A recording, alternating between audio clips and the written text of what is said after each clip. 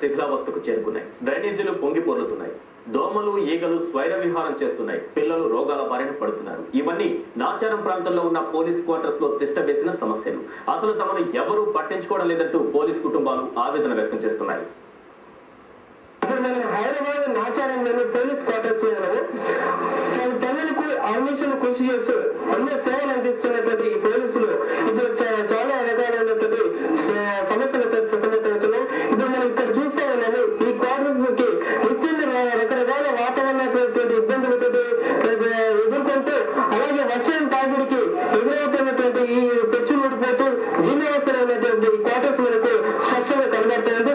అలాగే ఈ చుట్టుపక్కల ప్రాంతం అంతా చూస్తూ ఉంటే మొత్తానికి ఒక చిన్న అడవి ప్రాంతాన్ని కనిపిస్తున్నది. అంతేకాకుండానే పాములు, తర్వాత తేళ్లు లాంటివి రకరకాలైనటువంటి విష జంతువులు, విష పురుగులు కూడా ఇళ్ళకి ప్రవేశించి తీవ్రమైనటువంటి అనారోగ్య బారిన పడుతున్నది అంతా ఆరోపిస్తుంది. అలాగే ఇటు చూస్తూ ఉంటే డ్రైనేజీ వ్యవస్థ వర్షం చిన్నపాటి వర్షం వస్తారు, డ్రైనేజీ పొంగిపల్లి క్వార్టర్స్ లోనికి ప్రవహిస్తున్నది. అంతేకాకుండా దీన్ని పట్టించుకున్న అధికారులకు కానీ సంబంధిత హౌసింగ్ బోర్డు అధికారులకు ఎన్నిసార్లు విన్నపించేదాన్ని ఇంతవరకు వాళ్ళు పెడచనే పెట్టినారని చెప్పేసి వీళ్ళంతా అంటున్నారు. అంతేకాక ఇప్పుడు వారి సమస్యలు నీళ్ళు వల్ల అడిగి తెలుసుకున్నారు.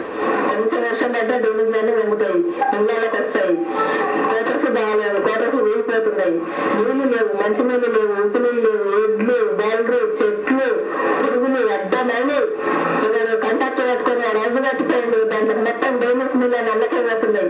అవి కూడా నేనేం చేయమన్నా, నేను 2 లక్షలు పెట్టినాను, 3 లక్షలు పెట్టినాను ఆడు మాట్లాడతాడు.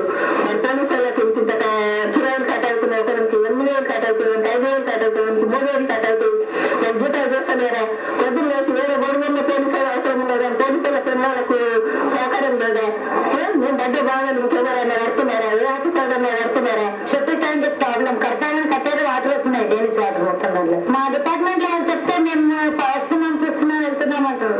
ఎవరు రావట్లేదు ఇంతవరకు. కాంట్రాక్టర్ పిలిపిస్తాను లేదా చేసినామమ్మా అన్నాడు. మరి ఆ పైపు వాళ్ళకి ఇంతకు ఈ రోజు గాంధీ ఇప్పుడు ఎట్లేస్తే కాబట్టి నేను ఆమె మొత్తం పిల్లలు జనాలు వచ్చినాయి కానీ మళ్ళీ వేరే రెంట్కి వచ్చినాయి, వేరే రెంట్కు.